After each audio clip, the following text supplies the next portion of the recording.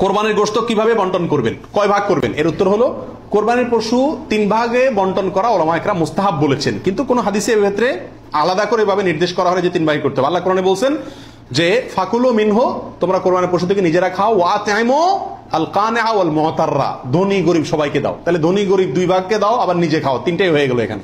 এই আয়াত থেকে 3 ভাগ মোটামুটি ভাবে ইঙ্গিতে বোঝা যাচ্ছে, কিন্তু এটা কোনো জরুরি কিছু না। আর সহিহ মুসলিম হাদিসে আছে নবী সাল্লাল্লাহু আলাইহি ওয়াসাল্লাম বলেছেন তোমরা নিজেরা খাও, আবার রেখেও দাও, আবার দানও করো, অর্থাৎ 3টা করা যাবে।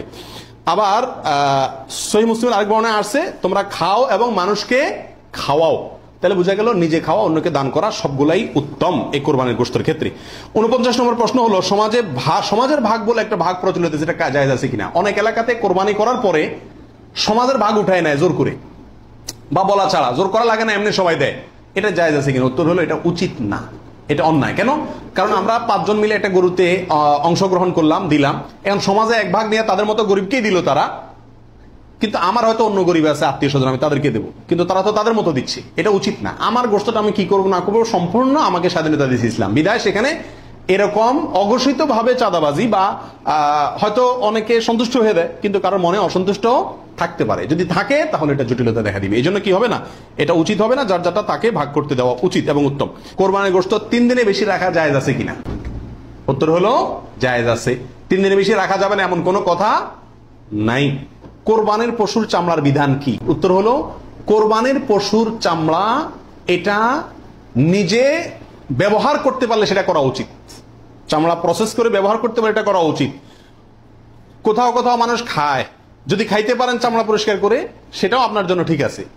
কিন্তু কোরবানির পশুর চামড়া বিক্রি করা হয় আমাদের দেশে বেশিরভাগ ক্ষেত্রে, এই কাজটা অনুত্তম কাজ, অনুচিত কাজ। কেন? কারণ কোরবানির গোশত এটাও বিক্রি করে আপনি টাকাটা দানই করে দিলেন, কিন্তু এটা উচিত না, বিক্রি করবেন না। আপনি হয় সরাসরি গোশত দিবেন, না নিজে খাবেন, দুটার একটা। বিধায় কোরবানির পশুকে আপনার কোনোভাবেই এটার কোনো অংশকে বিক্রি করে তারপর টাকাটা আপনি দানই করে দিলেন, কিন্তু বিক্রি করার দিকে না যাওয়াটাই উচিত। সরাসরি ওই জিনিসটা দান করলে সেটাই বেস্ট। কোরবানির পশু অমুসলিমকে দেওয়া যাবে কিনা? উত্তর হলো কোরবানির গোশত অমুসলিমকে খাওয়ানো যাবে, অসুবিধা নেই।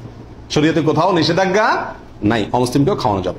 কোরবানির গোশত শুকায়া রাখা জায়েজ আছে কিনা? যে এলাকায় ফ্রিজ নাই তারা শুকায়া রাখতে পারবে কিনা? অনেকে বলেন আমাদের দেশে যে কোরবানির গোশত কি কারণ যায় না, শুটকি বানানো যায় না, এতে গরুর কষ্ট হয়, পশুর কষ্ট হয় বা গুনাহ হয়। এগুলা মন গড়া কথাবার্তা, এটা সঠিক নয়। বরং যে কোনো ভাবে আপনি চাইলে কি করতে পারবেন, গোশত রাখতে পারবেন। আল্লাহ সুবহানাহু ওয়া তাআলা আমাদের সবাইকে বিশুদ্ধ রূপে সঠিকভাবে কোরবানি করার তৌফিক দান।